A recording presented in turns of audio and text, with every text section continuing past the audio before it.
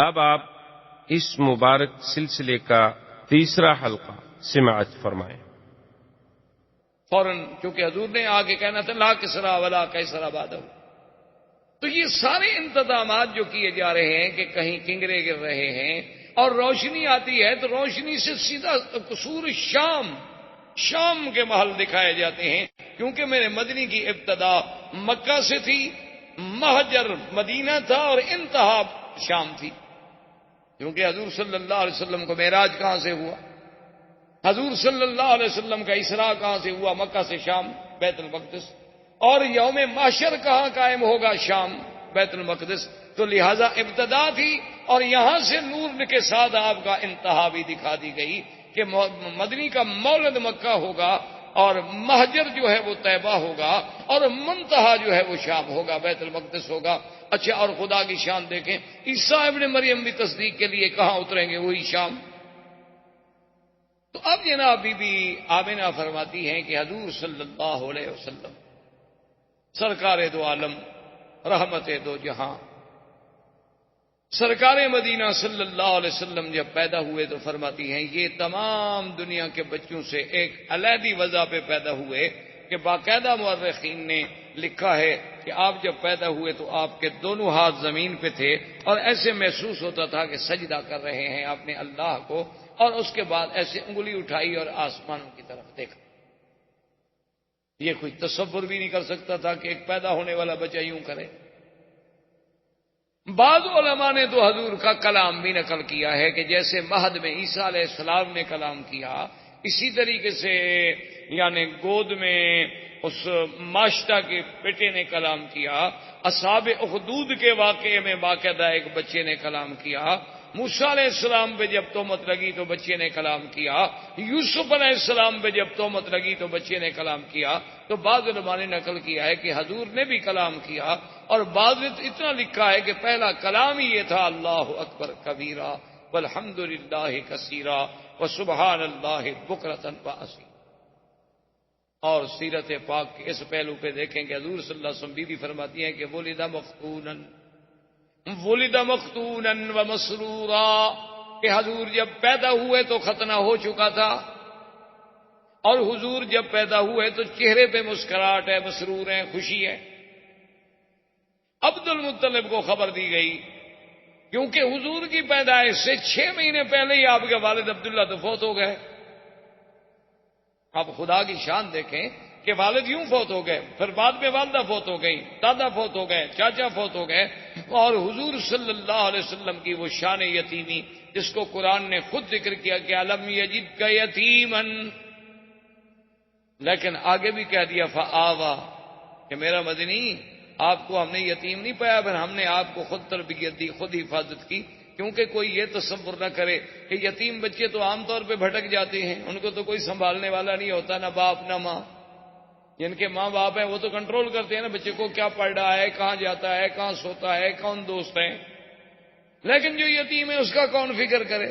اللہ نے فرمایا نہ میرے مدنی کو ایسا یتیم نہ سمجھنا، اس کا تو میں خود انتظام کرنے والا ہوں، اور میں والدین کو بھی اٹھا رہا ہوں تاکہ اگر کل کو کوئی بچہ قابل ہو تو لوگ کہتے ہیں نا جی اجی ایسے بہرحال کیوں ایسے قابل نہ ہوتا، دیکھو کس باپ کا بیٹا ہے، تو لوگ اس کی قابلیت کو باپ کی طرف نسبت کرتے ہیں، شاگرد کی لیاقت کو کہتے ہیں جی ٹھیک ہے ماشاءاللہ یہ ڈاکٹر صاحب بڑے لائق ہیں، لیکن انہوں نے کس استاد سے پڑھا ہے، استاد بھی تو دیکھو نا۔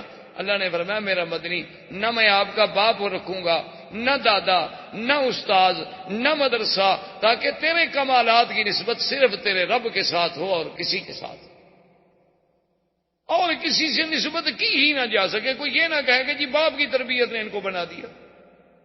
اس لیے حضور فرماتے تھے کہ ادبنی ربی فاحسن تادیبی، کہ مجھے ادب جو سکھایا میرے رب نے سکھایا، میری تربیت میرے رب نے کی ہے، تو وہ کیسا ادب تھا کہ آپ حیران ہوں گے کہ پیدا ہونے کے بعد بھی جنہوں نے بائیں پستان سے کبھی دودھ پینا گوارا نہیں کیا کہ میں نبی ہوں، میرا کام دائیں سے پینا ہے، دائیں ہاتھ سے پینا ہے، دائیں چیز کو پسند کرنا ہے، میں یسار کو کیوں پسند کروں؟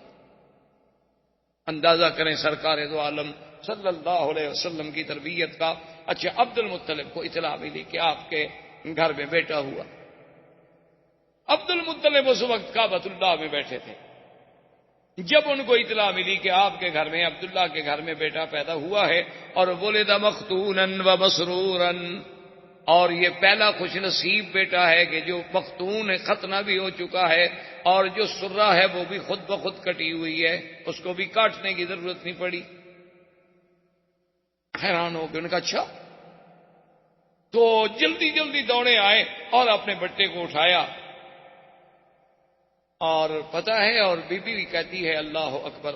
اب حالانکہ دیکھیں کہ اس وقت نہ توحید ہے نہ دین ہے، لیکن بی بی آمنہ کہتی ہے کہ حضور کے پیدا ہونے کے بعد جو پہلا لفظ میں نے کہا نا حضور کے لیے، جو پہلا کلمہ میرے منہ سے نکلا، اور وہ کیوں نکلا، وہ فرماتی ہیں کہ میں ابھی حضور میرے پیٹ مبارک میں تھے کہ میں یہ سن چکی تھی آواز کہ جب بچہ پیدا ہو یوں کہنا ہے اعیذک باللہ الواحد من کل حاسد، کہ میں تمہیں اس اللہ واحد کی پناہ میں دیتی ہوں ہر حسد کرنے والے سے.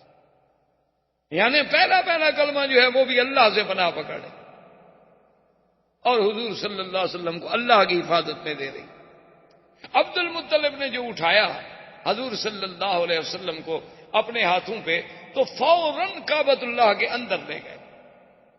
عبد المطلب لے کے آئے اور سب سے پہلے کعبے کے اندر لے گئے، اور کعبے کے اندر جا کے اللہ تبارک و تعالیٰ سے دعا کی کہ مولا میرا بیٹا عبداللہ تو فوت ہو گیا ہے، لیکن اتنے جو تو نے شان والا بچہ مجھے عطا فرمایا ہے تو اس کی حفاظت فرما، اس سے دنیا کے ہر شر سے، دنیا کے ہر حسد سے، دنیا کے ہر عناد سے محفوظ فرما، اور اس کو عظمتیں عطا فرما. کعبۃ اللہ کے اندر دعا کر کے واپس آئے اور آ کے بی بی آمنہ سے کہا کہ خیال رکھنا، اس کا چہرہ مجھے بتا رہا ہے کہ ان ابنی ھذا لشان، اس میرے بیٹے میں کوئی بات ضرور ہونی ہے، یہ ہے کوئی شان والا بچہ. اور اسمیہ محمدا، میں آپ کا نام محمد تجویز کرتا ہوں. اور سرزمین عرب میں یہ رواج تھا کہ جب بچہ پیدا ہوتا تھا تو وہ خود دودھ نہیں پلاتی تھی مائیں، دودھ پلانے کے لیے انہیں دیہاتوں میں بھیجا جاتا، دور بھیجا جاتا تھا شہروں سے، اور انہیں دور رکھا جاتا تھا. اس کی وجہ مورخین نے لکھی ہے کہ اصل ایک وجہ تو یہ تھی کہ شہر کی فضا اور جو اور خوراک اتنی صاف نہیں ہوتی جتنی دیہات کی صاف ہوتی. دیہات کی فضا بھی قدرتی بات ہے صاف ہوتی ہے، اور ہوا بھی اور غذا بھی. اب بھی دیکھ لیں آپ، شہر میں آپ کو وہ نعمت میسر نہیں آ سکتی. جب آپ اپنے علاقوں میں، اپنے وطن میں، دیہات میں جاتے ہوں گے تو عجیب سی بات ہوتی. یعنی آپ، مجھے ایک دفعہ میں سفر کر رہا تھا تو ہمارا علاقے کے ساتھ ہی، جسے آپ کہتے ہیں نا سہارا، یا آپ کے ہندوستان میں بھی راجستھان کا جیسے علاقہ ہے، وہ بھی اسی طرح ہمارے ساتھ بھی پاکستان میں راجستھان کے سہارا کا علاقہ ہے، اور وہ ہمارے ڈسٹرکٹ سے قریب ہے. تو وہاں کچھ دوستوں نے، انہوں نے کہا کہ حضرت آپ آتے ہیں اور جلسہ، سفر، تقریر، درس، صبح درس، مغرب کو درس، عشاء کو درس، رات کو جلسہ، پھر سفر، تو کم از کم آپ ایک دن 2 دن دیں تاکہ ہم آپ کو یہاں کو ہرن ورن کا شکار کھلائیں، یہ کریں وہ. خیر میں نے کہا اب 2 دن والی بات تو ہو نہیں سکتی، ایسا کریں گے چلو کبھی آپ کے ساتھ شکار کیا ہم نے کھیلنے ہیں، تو رات کو آ جائیں گے. تو وہاں جب میں گیا تو میں کہنے کا مقصد یہ تھا کہ مجھے اتنی جناب گلے میں تکلیف، نزلہ، زکام، تھکان، اتنی بدن ٹوٹ رہا ہے. اب وہاں جا کے یاد آیا کہ بھئی وہ اتفاق سے وہ دوائیوں کا بیگ بھی میں نے ساتھ نہیں رکھا، کیا کھاؤں کیا نہ کروں. اب صحرا ہے، روئی کا علاقہ ہے، ٹیلوں پہ بیٹھے ہوئے، نہ گھر ہے نہ کچھ ہے. تو ان سے میں نے کہا کہ بھئی کیا؟ انہوں نے کہا جی ابھی آپ کا علاج کرتے ہیں. وہ جناب گھی لے آئے خالص، اور اس کے انہوں نے کہا کہ جی یہ 2-3 فنجان بھر کے پی جائیں. میں نے کہا میں نے زندگی میں 1 تولہ گھی نہیں پیا. پیدا ہونے کے بعد پتہ نہیں ماں شاہ نے کھلا دیا ہو مکھن وکھن، تو وہ تو یاد نہیں، اس کے بعد تو مجھے یاد نہیں آتا. انہوں نے کہا حضرت آپ پیے. میں نے کہا اللہ کے بندے گھی پینے سے میرا نزلہ ٹھیک ہو جائے، میں تو اور مر جاؤں گا. انہوں نے کہا جی آپ پیے تو صحیح. خیر بہرحال زبردستی مجھے انہوں نے پلا دیا. آپ یقین فرمائیں کہ میں نے زندگی میں اتنا اچھا گھی اور اتنا اچھا اس کا ذائقہ، خوشبو، اور جناب انہوں نے کہا جی اب آپ تو جائیں. کہاں تھکان گئی، کہاں ہمارا نزلہ گیا، کہاں گلے کی خشکی، کہاں وہ خراش، وہ ٹھیک ٹھاک. انہوں نے کہا جی ہمارے یہاں تو یہی علاج ہوتا ہے. میں کہا یار یہ عجیب علاج ہے یار. تو مقصد کہنے کا یہ تھا کہ وہ جب اتنی صاف ہوتی ہے، خوراک اتنی صاف ہوتی ہے، وہ گھی اتنی اصلی ہوتے ہیں کہ اس میں ملاوٹ کا تصور نہیں ہوتا، تو عرب اپنے بچوں کو بہر. اور دوسری وجہ یہ تھی کہ شہر کی زبان صاف نہیں رہتی، جیسے غذا صاف نہیں رہتی اسی طرح زبان صاف نہیں رہتی. کوئی حاجی آیا، کوئی کہاں سے آیا، کوئی کہاں سے آیا، کوئی کہاں سے آیا، ایک ایک لفظ، آدھا آدھا لفظ، ایک ایک جملہ چھوڑ گیا. اب آپ یہاں دیکھتے ہیں نا عربی لکھی ہوتی ہے ناشی و نال، یہ کون سی عربی ہے؟ نیشنل کا ترجمہ جو نہیں کر پائے بیچارے، کہ اب نیشنل کا کیا ترجمہ ہونے کا، جو اسی کو ناشی و نال بنا دو. تویوتا، بوتو، جو مرضی ہے اپنا بنا لے. کہاں سے؟ اچھا اب جناب وہ جو بناتے ہیں نا جی، وہ صبح انڈے کو ایسے مار مار کے چھوٹے، اس کا نام ہے شکشوکا. کہاں سے آ گیا جی شکشوکا؟ کو عربی کا لفظ ہے دنیا میں شکشوکا. پیزا کون سی عربی ہے جی؟ پیزا یہ تو اٹالین پراٹھے کا نام ہے پیزا. یہاں کون سی عربی میں آ گیا پیزا؟ یہ اس لیے کہ زبان بگڑتی ہے. جب باہر کو لوگ آتے ہیں تو اپنی کچھ برائیاں تو ہمیں دے جاتے ہیں، اچھائیاں مکے والوں کی لے جاتے ہیں اور برائیاں وہ یہاں چھوڑ جاتے ہیں. تو اس لیے بھی لوگ جو تھے وہ شہروں سے اپنا گھبراتے تھے کہ بھئی بچے کی تربیت باہر کرو کہ اس کی زبان بڑی پھنسی. تو اس لیے اب جناب بی بی صاحب ابھی اسی تمنا میں تھی. بنو سعد کے قبیلے کی مرضیات آئیں، مکے میں آ کے بچوں کو تلاش کیا، سب اپنا اپنا بچہ لیتی گئیں. اور جب سنے کہ محمد عربی عبداللہ کے گھر میں پیدا ہوئے، باپ فوت ہو گیا ہے، بھئی یتیم ہے نا. اچھا یہ مطلب نہیں تھا کہ ان کو صرف پیسوں کا خیال ہوتا تھا، وہ دودھ کی کوئی اجرت طے نہیں کرتی تھی، ان کے نزدیک دودھ بیچنا حرام تھا. اچھا یہ ہمارے دیہاتوں میں بھی رواج رہا ہے، ہمارے قبائل میں، کہ دودھ بیچنے کو بڑا حرام سمجھا جاتا ہے. وہ دودھ ہے ٹھیک ہے، اللہ کی نعمت، اس کو کیا بیچنا ہے؟ اب تو خیر لوگ دودھ والی بیچ دیتے ہیں، دودھ کیا ہوا، اب تو قومیں اتنی ترقی کر گئی. اچھا خیر جناب وہ یہ ہوا کہ وہ یہ سوچتے تھے کہ بعد میں اکرامیہ جو ہے وہ تو ہمیں ملنا ہے نا، طے نہیں کرتے کہ ہمیں دودھ پلانے کے اتنا پیسے دو. لیکن صاف بات ہے کہ بڑا گھر ہوگا تو اکرام، لباس، کپڑے، یہ وہ ملے گا. اور ایک یتیم بچے کے گھر سے بھی ہمیں کیا ملے گا؟ ماں غریب ہے، باپ مر گیا ہے، دادے کی کفالت میں ہے. اور اس زمانے میں عبد المطلب کا گھرانہ سب سے زیادہ غریب تھا. غربت کی وجہ کیا تھی کہ جو کچھ ہوتا تھا وہ تو حاجیوں پہ لٹا دیتے تھے. جو کچھ ہوتا تھا وہ حاجیوں پہ لٹایا جاتا تھا کہ ان کو پانی پلاؤ، شربت پلاؤ، ان کو جناب کھانا کھلاؤ، ان کے رہنے کا انتظام کرو.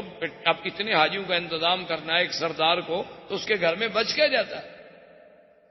تو بہرحال جب وہ مایوس ہو گئیں تو بیٹھے بیٹھے حلیمہ نے، جو حضور صلی اللہ علیہ وسلم کی مرضیہ ہیں، دایا ہیں، اپنے شوہر سے کہا. ان کے شوہر کا نام حارث تھا.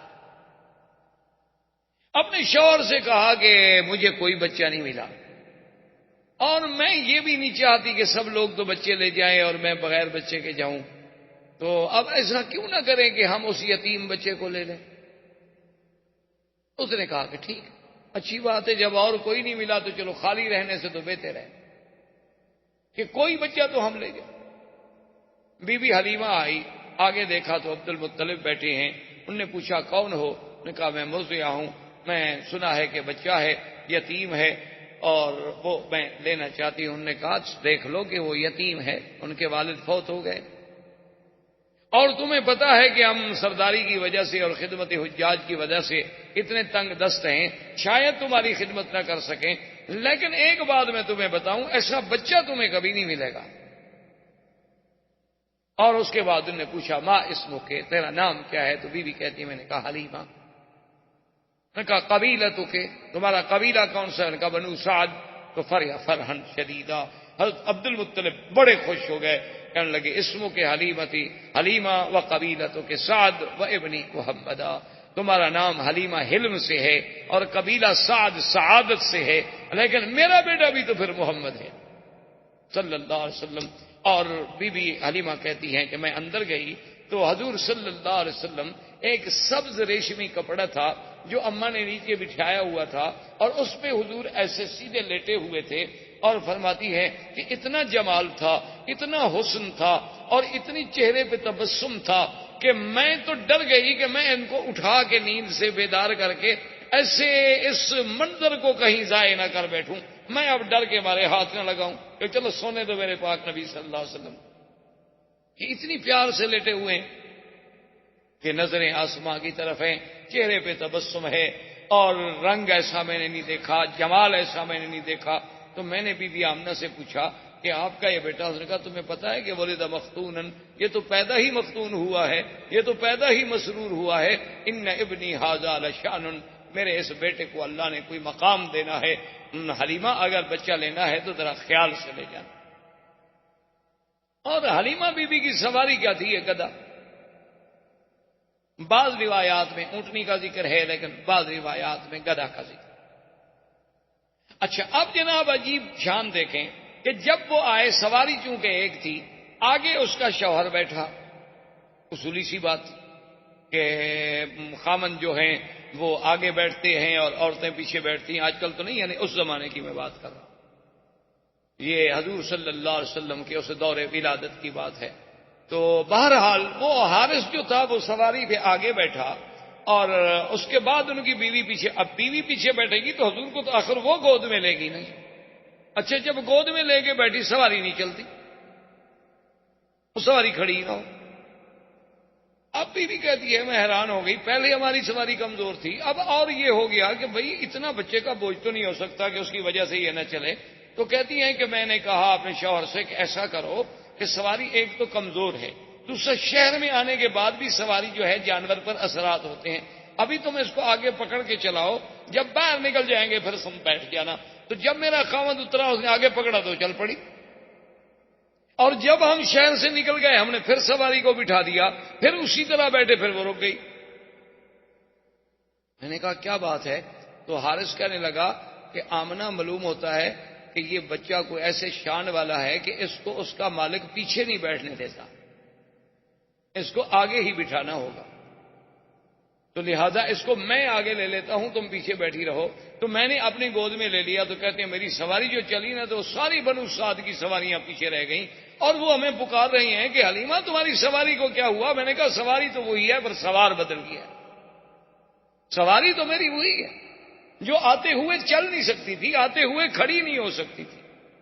اور پھر بی بی حلیمہ کہتی ہے کہ ہمارے علاقے میں غربت کا یہ عالم تھا، پورا علاقہ برباد تھا، اور میری کہتی ہے کمزوری کا یہ عالم تھا کہ میرا ایک بیٹا تھا، اس کو میں دودھ نہیں پلا سکتی تھی، دودھ والا بیٹا تھا، یعنی رضاعت کے دور میں تھا، لیکن اتنا میرا کم دودھ ہوتا تھا کہ سارا دن میرا بیٹا روتا رہتا تھا۔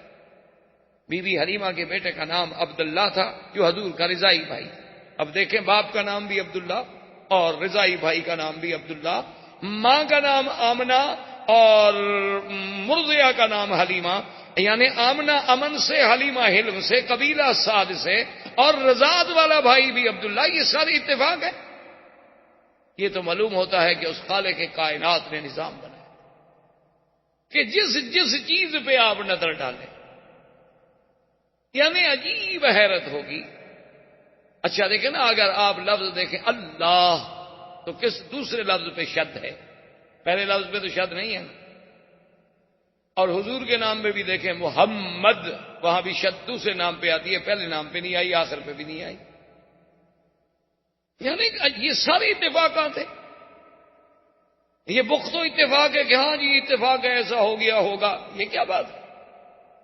یہ سارے زمین و آسمان کی سٹیجیں جو سجائی جا رہی ہیں، یہ سارے اتفاق نہیں، بلکہ معلوم یہ ہوتا ہے کہ یہ کارخانہ ہستی اللہ تبارک و تعالی نے شاید اسی آنے والی ذات کے لیے پیدا کی کہ اب جناب بھائی کا نام کیا ہے؟ عبداللہ، اور آپ کی دو بہنیں بھی ہیں رضائی، ایک کا نام تھا شیمہ اور ایک کا نام تھا انیسا یا انیسا۔ تو بی بی حلیمہ کہتی ہیں کہ میرا اتنا دودھ بھی نہیں ہوتا تھا کہ میرا بچہ پی لے، وہ بیچارہ روتا رہتا تھا، نیند نہیں آتی تھی بھوک کے مارے، کہ اور تو کوئی غذا کوئی نہیں تھی۔ لیکن کہتی ہے جب میں حضور کو لے کے آئی تو کہتی ہے پہلا دن تھا کہ میرے سینے کے دونوں حصے جو ہے دودھ سے بھر گئے، اور حضور پاک نے بھی پیٹ بھر کے دودھ پیا اور میرے بیٹے نے بھی پیٹ بھر کے دودھ پیا، اور دونوں آرام کرتے رہے کہ اللہ نے میرے بدن میں بھی انقلاب، میرے گھر میں بھی انقلاب، اور میری بکریاں شام کو چرنے گئی، واپس آئیں تو ان کے نت بھرے ہوئے ہیں دودھ سے۔ ایک ہماری بالکل مریم قسم کی اونٹنی تھی جو اٹھ کے نہیں کھڑی ہو سکتی تھی، تو میرا شوہر دوڑا ہوا آیا، اس نے کہا حلیمہ دیکھا وہ اونٹنی کھڑی ہے اور دودھ اترا ہوا ہے، برتن لاؤ میں دودھ لے کے آؤں، کیونکہ اونٹنی کا دودھ عرب کو بڑا محبوب تھا۔ تو اللہ تبارک و تعالی نے حضور پاک صلی اللہ علیہ وسلم کی بی بی حلیمہ کے گھر جانے سے وہ ظاہری برکتیں، وہ باطنی برکتیں، وہ معنوی برکتیں، وہ حصی برکتیں، وہ وجودی برکتیں ایسے اظہار ہوئے کہ دنیا دنگ رہ گئی۔ اور پھر بی بی کہتی ہے کہ حضور کے اپنے بدن میں جو بڑھنے کا انداز تھا، یعنی عجیب حیرت کی بات تھی کہ جو بچہ 1 مہینے میں بڑھتا ہے اتنا حضور 1 دن میں بڑھ جاتے تھے۔ یعنی بی بی صاحبہ فرماتی ہیں جب حضور کی عمر 2 سال کی ہوئی ہے تو آپ 6 سال کے نظر آتے تھے، اور حضور صلی اللہ علیہ وسلم نے 4 مہینے کی عمر میں بولنا شروع فرما دیا، اور اتنے فصیح لفظ کہ اب دیکھیں نا، حضرت ابو بکر صدیق خود قریشی ہے، خود اہل مکہ ہیں۔ کبھی کبھی انہوں نے ایک دفعہ حضور صلی اللہ علیہ وسلم سے کہا کہ یا رسول اللہ صلی اللہ علیہ وسلم، مجھے بڑی حیرت ہوتی ہے کہ کبھی آپ ایسا لفظ بولتے ہیں کہ ہم عرب ہیں، کرشی ہیں، لیکن ہمیں بھی سمجھ نہیں آتا اس کا ترجمہ۔ تو حضور نے فرمایا کہ ابو بکر ایسا کیوں نہ ہو، ایسا کیوں نہ ہو، ولدت فی قریش وربیت فی بنو سعد، اللہ نے مجھے قریش میں پیدا کیا اور بنو سعد جیسے قبیلے میں نے وہاں تربیت پائی، میں نے وہاں دودھ کا زمانہ گزارا۔ اگر میری زبان فصیح نہیں ہوگی تو پھر کس کی زبان فصیح؟ تو اللہ تبارک و تعالی آپ کو بھی اور مجھے بھی حضور کی سیرت پر عمل کرنے کی توفیق عطا فرمائے۔ زندگی باقی تو بات باقی۔ اللہم صلی علی سیدنا محمد وعلی آل سیدنا محمد کما صلیت علی ابراہیم وعلی آل ابراہیم فی العالمین انک حمید مجید۔ برادران اسلام، جیسا کہ الحمدللہ آپ کو علم ہے کہ چند دنوں سے ہم سیرت رسول پاک صلی اللہ علیہ وسلم کے ضمن میں کچھ باتیں کہہ رہے ہیں اور سن رہے ہیں۔ سب سے پہلے درس اول میں جزیرہ عرب کے حالات پہ بحث کی گئی کہ حضور صلی اللہ علیہ وسلم سے قبل جزیرہ عرب کا کیا حال ہے۔ اس کے بعد حضور صلی اللہ علیہ وسلم کی بعثت کے مطابق جو مبشرات تھے، جو اشارات تھے، جو ارہاسات تھے، جو کنایات تھے، جو مؤشرات تھے، ان پر بحث کی گئی اور اس کو ذکر کیا گیا درس میں۔ اور پھر تیسرے درس میں حضور صلی اللہ علیہ وسلم کی ولادت باسعادت، حضور صلی اللہ علیہ وسلم کا ولادت کے وقت کے حالات، حضور صلی اللہ علیہ وسلم کے ولادت کے وقت کے معجزات، اور حضور صلی اللہ علیہ وسلم کے لیے اسم محمد کا تجویز ہونا، یہ ذکر کیا گیا۔ اور پھر حضور کی رضاعت، حضور صلی اللہ علیہ وسلم کا بی بی حلیمہ سعدیہ کے پاس تشریف لے جانا، جیسے عرب کی یہ عادت تھی کہ بچوں کو ولادت کے بعد دیہات میں، جنگلوں میں، دور افدادہ آبادیوں میں بھیجا کرتے تھے تاکہ خالص دلا ملے، خالص لغت ملے، ان کی لغت بھی فصیح ہو، ان کی صحت بھی بہتر ہو، اور شہر کی آلودگیوں سے بچ جائیں اور ان کی زبانوں میں بھی کسی قسم کا خلل نہ آئے۔ اس بنا پر حضور صلی اللہ علیہ وسلم کو بھی بی بی حلیمہ جو قبیلہ بنو سعد کی مرضیہ تھی، دودھ پلانے والی تھی، وہ ان کی نصیب میں حضور صلی اللہ علیہ وسلم کی ولادت آئی، رضاعت آئی، اور وہ ان کو لے کر اپنی بستی بنو سعد میں، جو قبیلہ بنو سعد مکے اور طائف کے درمیان میں ایک جگہ تھی، وہاں لے گئے۔ اسی ضمن میں ہم نے یہ بھی ذکر کیا تھا کہ حضور صلی اللہ علیہ وسلم کے رضائی بھائی بھی تھے عبداللہ، اور آپ کی ایک رضائی بہن بھی تھی جن کا نام شیمہ۔ تو اب بی بی حلیمہ فرماتی ہے کہ حضور صلی اللہ علیہ وسلم کے آنے کے بعد ایسی ایسی برکات کا ظہور ہوا کہ جس کا ہم تصور بھی نہیں کر سکتے، کہ ہمارے گھروں میں جو قحط کا عالم تھا اللہ نے برکتیں پیدا فرما دی۔ بی بی حلیمہ فرماتی ہیں کہ میرا اپنا دودھ اتنا نہیں ہوتا تھا کہ میرا اپنا بچہ جو ہے وہ پی لے اور اچھی طرح نیند لے سکے، لیکن حضور صلی اللہ علیہ وسلم کے آنے کے بعد اللہ نے میرے دودھ میں بھی اتنی اضافہ کر دیا کہ اب ایک بچے کے بجائے دونوں پیتے اور دونوں آرام سے سکون کے ساتھ آرام کرتے۔ اور اسی طرح بی بی حلیمہ سعدیہ یہ فرماتی ہیں کہ حضور صلی اللہ علیہ وسلم کی جو اٹھان تھی وہ عام بچوں سے علیحدہ تھی، کہ یعنی جو بچہ 1 مہینے میں بڑھتا ہے حضور 1 ہفتے میں بڑھ جاتا ہے۔ اور حضور صلی اللہ علیہ وسلم کا لیٹنا، حضور صلی اللہ علیہ وسلم کا باتیں کرنے کا انداز چھوٹی سی عمر میں، حضور صلی اللہ علیہ وسلم کا کسی بات میں جھگڑا نہ کرنا، کسی بات میں تعارض نہ کرنا، حضور صلی اللہ علیہ وسلم کا باوجود چھوٹی سی عمر کے ہر چیز میں تیامن یعنی دائیں طرف کو ترجیح دینا، بائیں طرف سے بچنا، یہ ساری چیزیں ایسی تھیں جو مجھے عجیب نظر آتی۔ اور میں صرف حیران نہیں تھی بلکہ ہمارا قبیلہ بنو سعد پورے کا پورا حیران تھا کہ یہ کون سا ایسا بچہ آ گیا ہے شان والا کہ جس کی وجہ سے اس علاقے کی کایا اللہ نے پلٹ دی ہے کہ تم نے کانٹوں کو چھوا اور گلستان کر دیا، کہ جہاں جہاں سے حضور صلی اللہ علیہ وسلم گزرے، جہاں جہاں حضور صلی اللہ علیہ وسلم کے قدم پہنچے، وہ جگہ جو تھی جنت سما ہوتی گئی۔ جہاں تیرا نقش قدم دیکھتے ہیں، خرامہ خرامہ ارم دیکھتے ہیں۔ تو اسی اسنا میں کہتی ہیں جب حضور تھوڑے کچھ چلنے پھرنے کے قابل ہو گئے تو حضور پاک صلی اللہ علیہ وسلم نے مجھ سے پوچھا کہ اماں حلیمہ میرے بھائی جو ہیں یہ کہاں چلے جاتے ہیں؟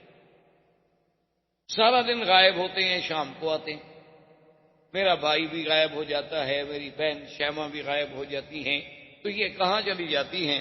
تو بی بی حلیمہ سعدیہ نے کہا کہ بیٹا کیونکہ ہم غریب لوگ ہیں، کچھ دمبیاں ہیں، کچھ بکریاں ہیں، کچھ مویشی ہیں، تو ان کو وہ چرانے کے لیے دور جاتے ہیں اور چرا کے شام کو واپس آ جاتے ہیں۔ تو فرماتی ہیں کہ محمد مصطفیٰ صلی اللہ علیہ وسلم نے فرمایا کہ اماں میں بھی ان کے ساتھ بکریاں چرانے کے لیے جاؤں۔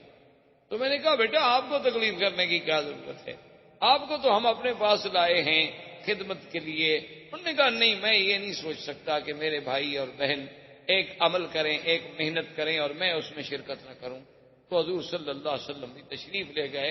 اسی اسنا میں وہ واقعہ پیش آیا کہ ایک دن آپ کے بھائی عبداللہ اور آپ کی بہن شیمہ جو تھی وہ بھاگتی ہوئی آئیں اپنی اماں کے پاس، اور انہوں نے کہا کہ اماں ہمارا وہ جو قرشی بھائی ہے نا، قد جاء رجلان فقتلہما، 2 آدمی آئے انہوں نے ہمارے بھائی کو قتل کر دیا۔ تو بی بی حلیمہ سعدیہ کہتی ہیں کہ میرے تو پاؤں کے نیچے سے زمین نکل کہ بھئی ہمارے پاس تو وہ قریش کی امانت ہے، اور خدا نہ خاصا ایسا واقعہ ہو جائے تو پھر ہمیں کہاں قریش معاف کریں۔ تو کہتی ہیں کہ میں نے شور مچایا اور میں بھاگی، میرا خامن دوڑے، اس کے بعد ہمارے قریب کے جو رشتہ دار تھے وہ دوڑے، اور ہم جب دوڑے پہنچے تو ہم نے دیکھا کہ ایک درخت کے نیچے ایک ٹہنی پکڑ کر سرکار دو عالم سرکار مدینہ صلی اللہ علیہ وسلم کھڑے ہیں۔ آپ کے چہرے مبارک کا رنگ البتہ متغیر، رنگ جو ہے محسوس ایسے ہوتا ہے کہ جیسے رنگ اڑا ہوا۔ تو ہم نے جلدی سے جا کے بی بی حلیمہ نے سینے سے لپٹایا کہ یا حبیبی و یا ولدی، اے میرے بیٹے خدا تجھے ہر دشمن سے محفوظ رکھے، کیا ہو گیا؟ اس نے کہا اماں کوئی ایسی بات نہیں ہے، بات اتنا ہے کہ میں ایسے کھڑا تھا، وقت نزل رجلان، ایسے اوپر سے معلوم ہوا کہ 2 بندے آئے اور بڑا سفید لباس انہوں نے پہنا ہوا تھا، اور انہوں نے آ کر مجھے پکڑا، پکڑنے کے بعد مجھے سلا دیا، اور میں سب کچھ دیکھ رہا تھا، اور ایک بڑی تست تھی سونے کی، اور اس تست میں کیا کیا تھا اللہ عالم۔ پھر انہوں نے مجھے لٹانے کے بعد میرے سینے مبارک کو یہاں سے لے کر کھولا بالکل عین ناف تک، کھولنے کے بعد انہوں نے میرے دل مبارک کو نکالا، اور میں یہ ساری کاروائی دیکھ بھی رہا ہوں، یعنی یہ سارا آپریشن، اور پھر دل مبارک کا باہر آ جانا، یعنی آج دنیا جس کو اپنے سرجری کا معراج سمجھتی کہ ہم نے سرجری میں وہ مقام حاصل کر لیا ہے کہ ہم دل کا معاملہ ٹھیک کر لیتے ہیں، والو بدل لیتے ہیں، بائی پاس ہو جاتا ہے، دل کو باہر نکال لیتے ہیں، دل کو سیف رکھنے کے لیے اندر ایک مشین فٹ کر دیتے ہیں، متبادل دل لگانے کی باتیں اور سب ہو، لیکن آپ اندازہ کریں کہ 1400 سال پہلے جبکہ کوئی وسائل نہیں، کوئی ہسپتال نہیں، کوئی آپریشن تھیٹر نہیں، کوئی انتظامات نہیں، تو یہ تو آپریشن جو ہے نوری مخلوق کر رہی ہے اور الہی حکم سے ہو رہا ہے کہ آپریشن کرنے والے بھی کون ہیں؟ اللہ کے فرشتے ہیں، ملک ہیں، جبرائیل و میکائیل ہیں، اور جس ذات کا آپریشن کیا جا رہا ہے وہ کون ہے؟ محمد رسول اللہ صلی اللہ علیہ وسلم۔ تو کہتے ہیں کہ حضور صلی اللہ علیہ وسلم، اور کمال یہ ہے کہ آپ کی کوئی بے ہوشی نہیں، آپ کو کسی دوائی سے کسی چیز سے اتنا زیر اثر نہیں کیا گیا کہ آپ بے ہوش ہو جائیں، کہ اتنا بڑا سینے کا چیر دینا، اتنا بڑا کھول دینا، پھر دل مبارک کا نکالنا، نکال کے باہر دھونا۔ اور سب سے بڑی بات یہ ہے کہ حدیث مبارک میں یہ بھی آتا ہے کہ اس دل میں کوئی چھوٹا سا ایک ٹکڑا تھا، وہ بھی نکال کے انہوں نے باہر پھینک دیا، اور یہ بھی کہا کہ ھذا حظ شیطان، وہ حصہ چھوٹا سا نکال کے باہر ڈال دیا گیا، اور پھر سینہ مبارک میں دل مبارک رکھا گیا، اور پھر اس کو سیا گیا۔ تو بی بی حلیمہ یہ باتیں سن رہی ہیں، اور ان کے لیے تو یہ سمجھ سے بالا تر بات ہے نا کہ کسی بچے کو اس طرح، اور ایسا دنیا میں کون سا آپریشن ہے کہ جو لمحوں میں ہو جائے اور لمحوں میں ٹھیک ہو جائے، لیکن کہتے ہیں کہ آثار جو تھے سلائی کے، نشان جو تھے وہ باقی۔ اچھا اللہ چاہتے تو یہ نشان بھی مٹ جاتے۔ جو خداوند قدوس اتنی بڑا آپریشن اپنے پاک نبی کا کرا سکتے ہیں ملائکہ کو بھیج کر، نشان بھی مٹ جاتے، لیکن نشان مٹ جاتے تو منکرین کو انکار کا ایک بہانہ مل جاتا کہ کافروں کو تو آپ چھوڑیے، بڑے بڑے مسلمانوں نے بھی شک کے صدر کا انکار کیا ہے۔ انہوں نے کہا کہ یہ جو کہتے ہیں کہ سینہ مبارک شک ہوا، یہ روایات ایسی نہیں ہے کہ ہم جس پر ایمان لے آئیں، کیونکہ حدیث مبارک تو لکھی ہی حضور کے 250 سال بعد گئی ہے۔ یہ شک کے صدر ہونا، سینے کا چیرا جانا، دل مبارک کا باہر نکال لینا، پھر دل کو دھونا، دھونے کے بعد دل کو اندر رکھ دینا، اور بغیر اسباب ظاہریہ کے، اتنی بڑی بات جو ہے۔ انہوں نے کہا اصل میں مولویوں کو دھوکہ لگا ہے کہ انہوں نے شک کے صدر کو حقیقت پہ محمول کر دیا، حالانکہ معنی یہ تھا کہ اللہ نے اپنے نبی کا دل مبارک جو ہے کھول دیا، یعنی اس کو باتیں سمجھنے کے لیے، علوم غیبیہ کی باتوں کو پہچاننے کے لیے، علوم قرآن کی حقیقت و گہرائیوں میں ڈوبنے کے لیے اللہ نے سینہ کھول دیا۔ وہ کہتے ہیں جیسے محاورے میں آپ کہتے ہیں جی ماشاء اللہ فلاں عالم کی جب تقریر سنی نا، اللہ نے بھائی ان کا تو واقعی سینہ کھول دیا، ایسے بہ رہے تھے جیسے کہ دریا بہ رہا ہو، حالانکہ نہ دریا بہ رہا ہوتا ہے اور نہ سینہ کھلا ہوتا ہے۔ انہوں نے کہا یہ محاورہ۔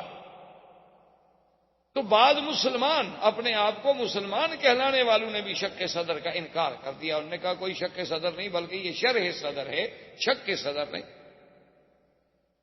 لیکن بات یاد رکھیں کہ شک کے صدر کی روایات بخاری و مسلم کی روایات ہیں، صحاح کی روایات ہیں، اور وہ اتنی تواتر کو پہنچی ہوئی روایات ہیں کہ جن کا ہم انکار نہیں کر سکتے۔ اور پھر صحابہ کا صرف یہ نہیں ہے کہ بھی روایات کا ذکر ہو، بلکہ صحابہ کا حضور کے آثار نشانات کو بھی دیکھ کے گواہی دینا کہ ٹانکے کے نشان ہم نے اپنی آنکھوں سے دیکھے۔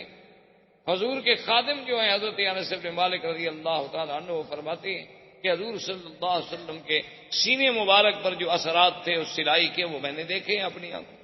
اور پھر جہاں شرح صدر ہے وہاں قرآن نے تو خود کہا ہے شرح صدر، الم نشرح لک صدرک ووضعنا عنك وزرك الذي انقض ظهرك، اور اسی طرح قرآن کہتا ہے فمن يرد الله ان يهديه يشرح صدره للاسلام فهو على نور من ربه، اور اسی طرح قرآن نے موسیٰ علیہ السلام کی دعا نقل کی، رب اشرح لي صدری ويسر لي امری وَاحْلُلْ عُقْدَةً مِّن لِّسَانِي يَفْقَهُوا قَوْلِي۔ اور حضور کی دعا تھی اللہم متعنا بِأَسْمَائِنَا وَأَبْصَارِنَا وَاشْرَحْ صُدُورَنَا۔ تو شرح صدر تو قرآن نے خود ذکر فرمایا۔ تو اگر شرح صدر سے علماء کو دھوکہ لگتا تو اس شرح صدر والی آیت میں وہ لکھ دیتے کہ یہ شک صدر ہے، یا شک صدر والی آیت کے نیچے اور حدیث کے نیچے لکھ دیتے کہ یہ شرح صدر ہے۔ یہ بات نہیں، حضور کا ایک دفعہ شک صدر نہیں بلکہ 2 دفعہ حضور کا شک صدر ہے۔ ایک بچپن میں جب سرکار دو عالم صلی اللہ علیہ وسلم اپنی مرضعہ بی بی حلیمہ بنو سعد کے قبیلے میں تھے، اس وقت بھی آپ کا سینہ مبارک کھولا گیا، اور ایک جب حضور صلی اللہ علیہ وسلم کو اسراء اور معراج پہ لے جانے کا فیصلہ ہوا تو وہ بھی اللہ کے حرم میں مسجد الحرام میں یہاں آ کر فرشتوں نے پھر آپ کا سینہ مبارک کھولا۔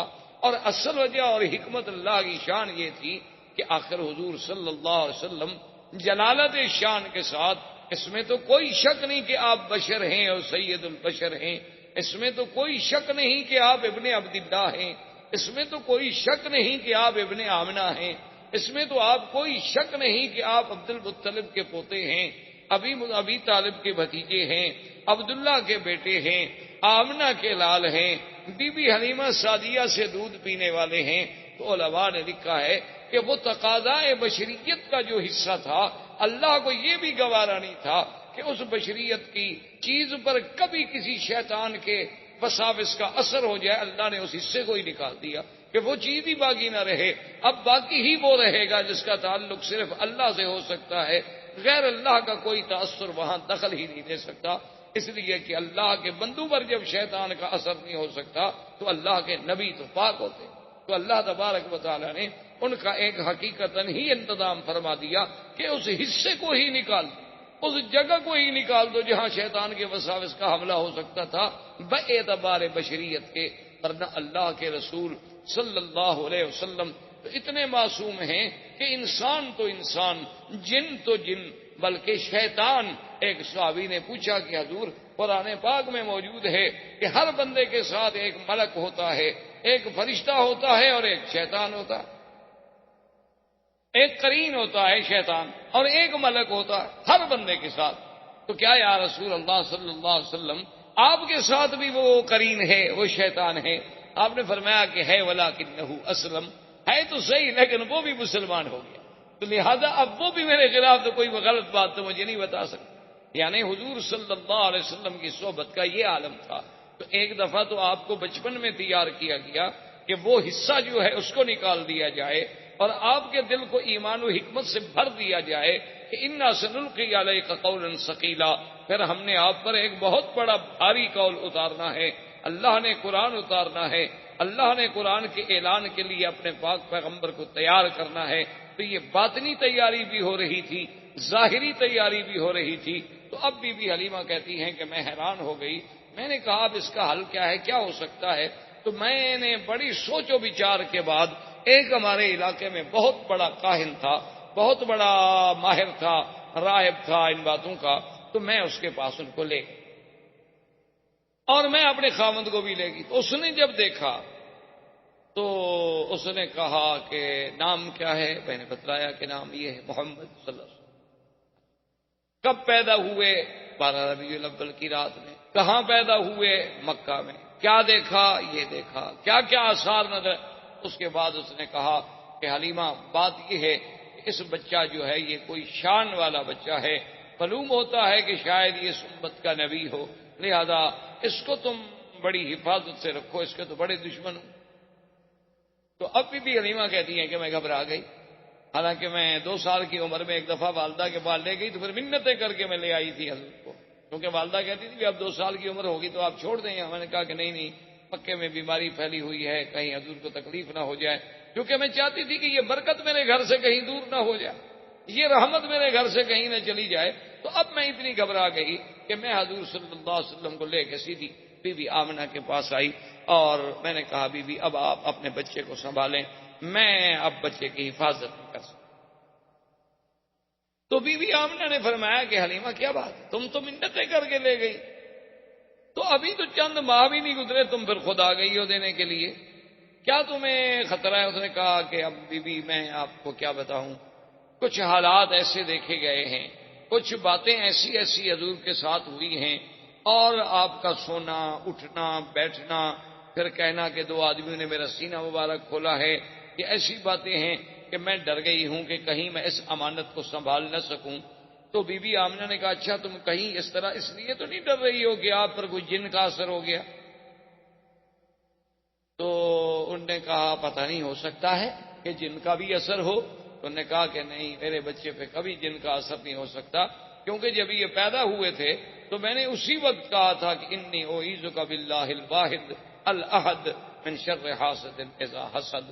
اب دیکھیں کہ بی بی آمنہ حضور کو اس وقت بھی اللہ کی پناہ میں دے رہی ہیں پیدا ہونے کی بات، حالانکہ وہ تو ان گھرانوں میں پیدا ہوئی جہاں بت پرستی تھی، لیکن حضور صلی اللہ علیہ وسلم کی ولادت کا سلسلہ اور حضور کی برکات کے، انہوں نے کہا کہ ہاں میرے بچے پہ جن شن تو کوئی اثر نہیں کر سکتا، لیکن اگر تم گھبرا گئی ہو تو کوئی بات نہیں، چھوڑ۔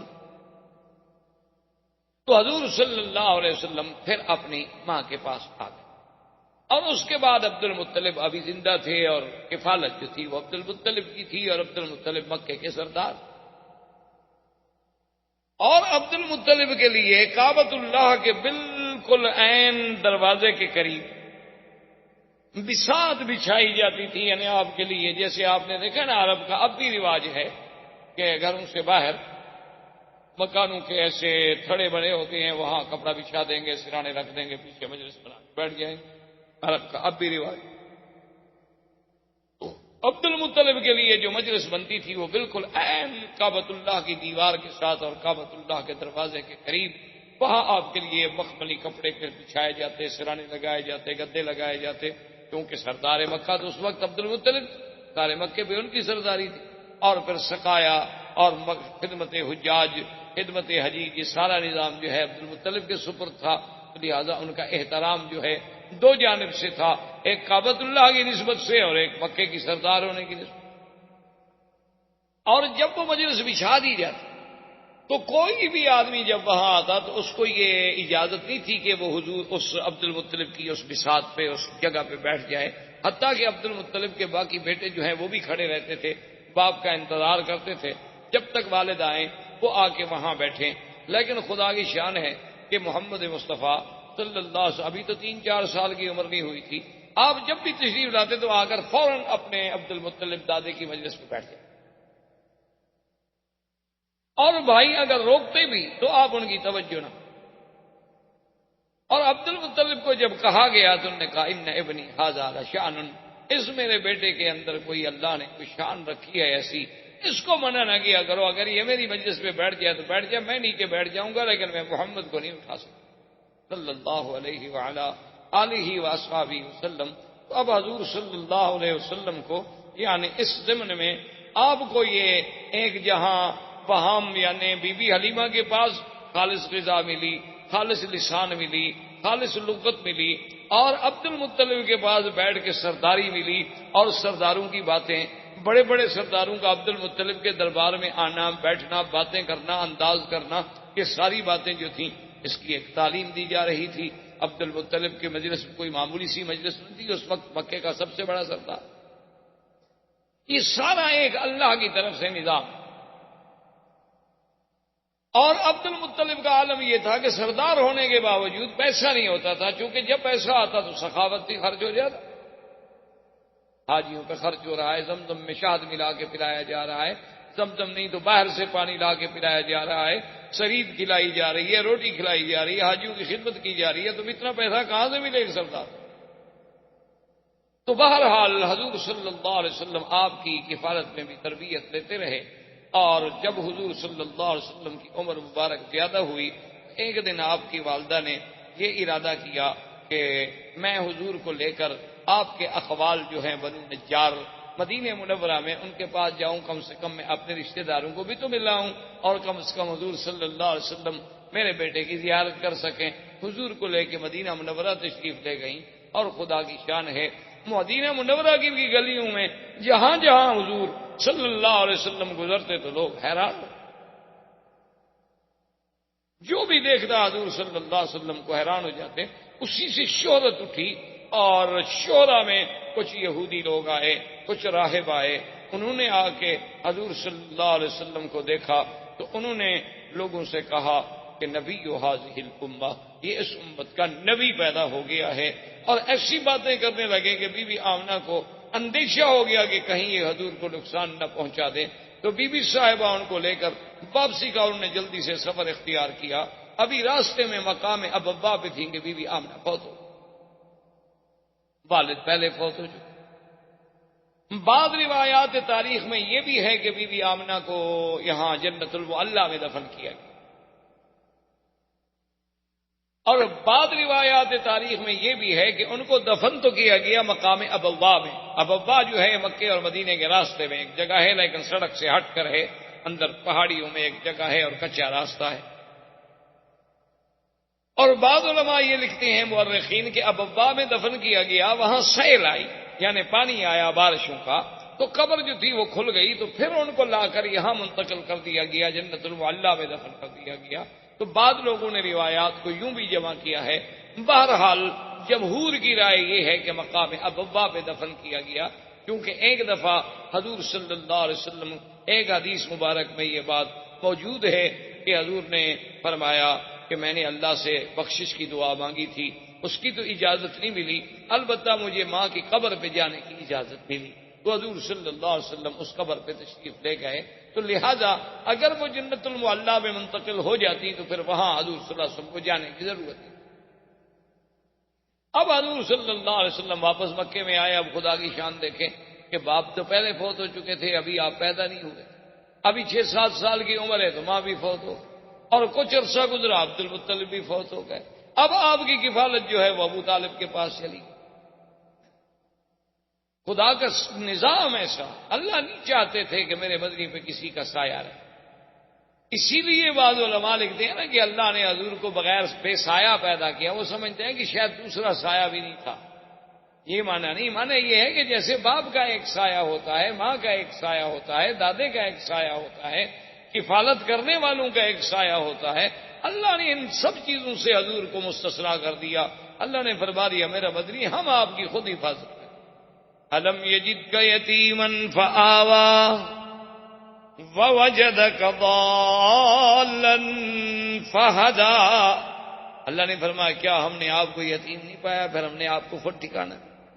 تو اس طرح بھی اچھا، اگر فرض محال ایک شاگرد قابل ہو تو لوگ کہتے ہیں جی اس کا استاذ بڑا قابل، تو اس کی لیاقت و صلاحیت استاد کی طرف جاتی ہے، اولاد کی باپ کی طرف جاتی ہے۔ اللہ نے فرمایا ہم اپنے نبی کی تربیت ہی خود کریں گے، جیسے انہوں نے فرمایا ادبنی ربی فاحسن تادیبی، مجھے تو ادب بھی میرے رب نے سکھایا، میرے اللہ نے میرے ادب کا انتظام کیا۔ یعنی آپ حیران ہوں گے کہ مکے میں طواف اریاں کرنا، مکے میں کسی کا اریاں ایک دوسرے کے سامنے غسل کرنا، یہ چیزیں عیب ہی نہیں سمجھی جاتی، یعنی یہ کی چیزیں عیب بھی نہیں سمجھی جاتی تھی، بالکل اس پر کے یہ مردانگی کی ایک علامت۔ تو ایک دفعہ حضور صلی اللہ علیہ وسلم ایک چاچے کی امداد کے لیے، بعض روایات میں ہے کہ زمزم کی کھدائی میں، اور ایک روایت میں ہے کہ کعبۃ اللہ کی تعمیر جب قریش کر رہے تھے تو حضور پتھر اٹھا رہے تھے، تو آپ کے چچا نے کہا کہ یا محمد صلی اللہ علیہ وسلم آپ کندھوں پہ پتھر رکھتے ہیں، آپ کو تکلیف ہوتی ہوگی، تو آپ چادر مبارک نکال لیں اور کندھے پہ رکھ دیں تاکہ آپ کو پتھر اٹھانے میں تکلیف نہ ہو۔ تو ابھی حضور پاک نے چادر مبارک کھولی، فوراً آپ بے ہوش ہو گئے، حضور صلی اللہ علیہ وسلم پہ بے ہوشی طاری ہو گئی، اور اس کے بعد جب ہوش آیا تو آواز آئی کہ آپ اپنے آپ کو کبھی بغیر کپڑوں کا نہیں رکھ سکتے۔ تو اللہ پاک نے انتظام کر دیا کہ ساری دنیا اوریاں ہو سکتی ہے لیکن میرا بدنی محمد مصطفیٰ اوریاں نہیں ہو سکتا، یہ اوریانی تو شرف کے خلاف چیز ہے، اس کے لیے اللہ کے نبی کی شان تو ایسی نہیں، اور دنیا چاہے کچھ۔ اچھا، بعض لوگوں نے یہ بھی لکھا ہے کہ مکے والوں نے دراصل یہ ایک اپنی کمائی کے لیے بھی ایک ذریعہ بنایا تھا کہ انہوں نے ایک اعلان کر دیا تھا کہ اللہ کے گھر کا کوئی آدمی طواف اپنے کپڑوں میں نہیں کر سکتا، یا تو وہ ہمس سے کپڑے لے، اپنے آپ کو کہتے تھے ہمس کہ ہم جو ہے مجاورین کعبہ ہیں، تو یا تو ہم سے کپڑے لیں اور وہ کپڑے پہن کے طواف کریں، بس صورت دیگر اپنے کپڑوں میں طواف نہیں کر سکتے، پھر بغیر کپڑوں کے طواف کریں۔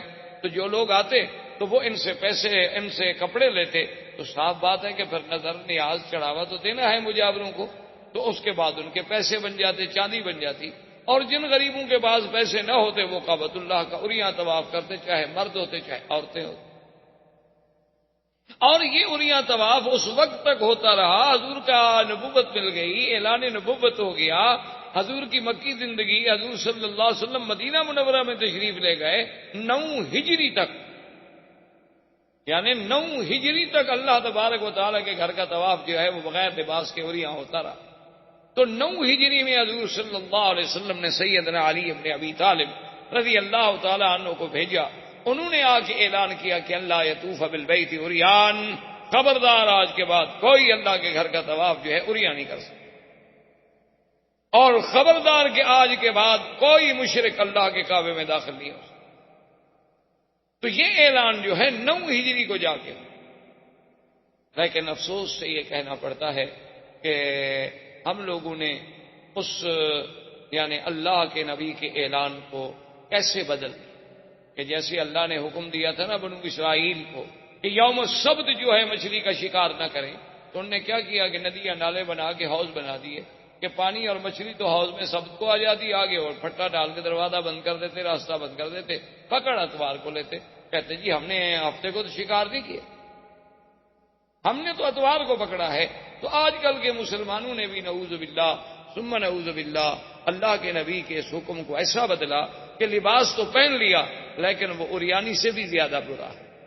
اتنا باریک لباس، اتنا باریک کپڑا، یعنی آپ حیران ہوں گے اب یہ جس سے ہم یہ غترہ پہنتے ہیں اس سے اگر عبایا اور پردہ بنایا جائے تو اسے آپ پردہ کہیں گے خدا کے لیے، اسے آپ برقع کہیں گے۔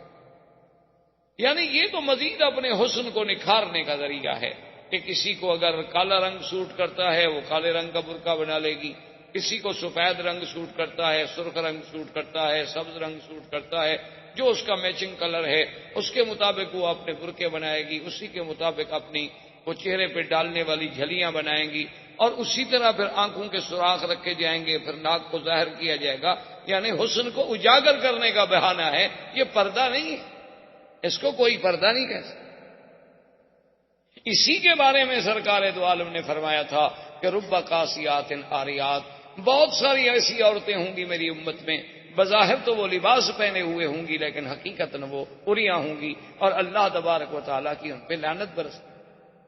اسی لیے علماء نے لکھا ہے کہ بعض اوقات ایک آدمی موٹا کپڑا پہنتا ہے، جیسے آپ نے دیکھا جین کے پینٹ پہنی جاتی ہے، لیکن اگر وہ موٹے کپڑے کا سلائی اتنی ٹائٹ ہے کہ ہر عضو نظر آ رہا ہے تو وہ بھی عریاں کے حکم میں، یعنی وہ بھی اسی حکم میں آئے گا کہ جیسے اس نے لباس پہنا ہوا نہ ہو، کہ ہر عضو، اس کے وجود کا ایک ایک حصہ، اس کی یعنی وجود کی سٹائل، اس کے سینہ، اس کے ابار، ہر چیز الگ الگ اگر نظر آ رہی ہے، کپڑا چاہے موٹا ہو تو وہ بھی عریاں کے حکم میں ہوگا کہ رب قاسیات عاریات، کہ بہت ساری عورتیں ایسی ہوں گی کہ جنہوں نے بظاہر تو لباس پہنے ہوئے ہوں گے، یا ایسی جرابیں پہن لینی جو اس کے رنگ سے ملتی ہوں، پتہ ہی نہ لگ سکے کہ اس کے بدن کا رنگ ہے یا ایک باریک سی جراب چڑی ہوئی ہے اس کے اوپر، ایک ایسا برقع پہنا کہ برقعے سے اور قمیض کے اندر سے جو بنیان کا کلر ہے وہ بھی نظر آ رہا ہو، تو ایسے کپڑے کو آپ کیا کہہ سکتے ہیں کہ یہ کپڑا ساتر ہے؟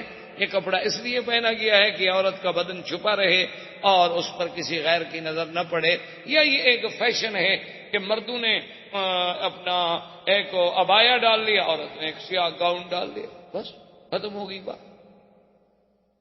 اچھا، بات تو نعوذ باللہ یہ عالم ہے کہ اوپر سے باقاعدہ برقع ہے اور اندر جو ہے منی اسکرٹ ہے، بعض کا اوپر سے برقع ہے اور اندر جو ہے وہی جین پہنے ہوئی ہے مردانہ۔ انا للہ و انا الیہ راجعون۔ تو بہرحال یہ عریانی کا دور چلتا تھا، لیکن اللہ نے حضور پاک صلی اللہ علیہ وسلم کے لیے یہ گوارا نہ کیا، کیونکہ حضور کو ادب سکھانے والے تو اللہ کی ذات۔ اب ابو طالب کی کفالت کا زمانہ آیا تو حضور پاک نے دیکھا کہ میرے چاچے کے لیے بھی غربت کا بڑا دور ہے، سردار تو ہیں لیکن اتنا پیسہ نہیں ہے کہ گھر کا خرچہ بھی چلا سکیں، اس لیے بچے جو تھے ان کے وہ بھی روٹی پر لڑتے تھے، لیکن ایک محمد الرسول اللہ تھے صلی اللہ علیہ وسلم جو کبھی جھگڑا نہیں کیا۔ اور پھر تاریخ آتی ہے کہ تاریخ میں یہ بات موجود ہے کہ ابی طالب کہتے ہیں کہ جب وہ اپنا سفرے پر، جب مائدہ پر، جب دسترخوان پر میرا پیارا بیٹا محمد تشریف لے آتے تو اس تھوڑی سی روٹی میں اتنی برکت ہو جاتی کہ ہم سب پیٹ بھر کے کھا لیتے، اور جس دن حضور نہ آتے تو کسی کو پوری بھی نہ ہوتی۔ تو ابو طالب نے یہ اہتمام کر دیا، اس نے کہا کہ بھائی ایسا کرو کہ حضور کے بغیر تو روٹی کھانی جب تک کہ محمد رسول اللہ تشریف نہ لے۔ تو اب حضور صلی اللہ علیہ وسلم نے چاچا سے کہا کہ میں آپ کی مدد کرنا چاہتا ہوں اور آپ مجھے اجازت دیں کہ میں بھی کوئی کام کروں۔ تو انہوں نے کہا کہ بیٹا آپ کام نہ کریں۔ حضور نے فرمایا کہ نہیں، میں یہ برداشت نہیں کر سکتا کہ آپ کے بڑھاپے کا زمانہ ہے، اخراجات بہت زیادہ ہیں، اور اللہ نے مجھے الحمدللہ جوان بنایا ہے، تو میں کیوں نہ کام کروں۔ تو حضور نے بکریاں چرانی الا قرارید کچھ پیسے مقرر ہو گئے، حضور بھی بکریاں لے کے تشریف لے جاتے باہر، ان کو چراتے، مزدوری کرتے۔ دراصل یہ بکریاں چرانا جو ہے یہ بھی اللہ کی طرف سے تربیت کا ایک حصہ تھا، اور ہر نبی نے بکریاں چرائی، یعنی یہ صفت صرف ہمارے آقا کی نہیں تھی، بلکہ اللہ کے جتنے انبیاء گزرے ہیں سب نے بکریاں چرائی۔ علماء نے لکھا ہے اس میں حکمت تھی کہ تمام جانوروں میں سب سے زیادہ شرارتی جانور جو ہے بکری ہے۔ ایک منٹ میں پہاڑ پہ چڑھ جائے گی، ادھر بھاگ جائے گی، ادھر بھاگ جائے گی، ادھر بھاگ جائے گی، تو چرانے والے کے لیے ایک بہت بڑا امتحان ہوتا ہے۔ وہ لا رہا ہے، اچھا باقی جانور ہیں ایک دفعہ آپ بھانک دیں گے بس چل پڑیں گے، لیکن یہ ادھر بھاگ رہی ہے، ادھر بھاگ رہی ہے۔ اور اس لیے حضرت موسیٰ علیہ السلام کا ایک دفعہ آتا ہے نا کہ ایک بکری کے پیچھے بھاگتے بھاگتے بھاگتے جب غصے میں آئے تو اسے بیت مارا، تو اللہ نے کہا کہ موسیٰ میرے بندے بھی تو میری فرمان سے بھاگتے رہتے ہیں، لیکن میں نے تو ان کو معاف کر دیتا ہوں، تو میں ایک بکری کو بھی معاف نہ کر سکتا؟ دیکھو میرے بندے بھی تو روزانہ میرے حکم سے کہاں بھاگتے ہیں، میں ادھر کہتا ہوں ادھر جاتے ہیں، میں مسجد کا کہتا ہوں ادھر چلے جاتے ہیں، میں قرآن کا کہتا ہوں وہ بائبل کی طرف جاتے ہیں، میں نماز کا کہتا ہوں تو وہ فلم دیکھنے چلے جاتے ہیں، لیکن پھر بھی میں نے ان کو کبھی ایسا تو نہیں مارا، کیونکہ اگر اللہ ہمارے جرم پہ ہمیں مارنے پہ آ جائے تو پھر تو ہم زمین پہ چل ہی نہیں سکتے۔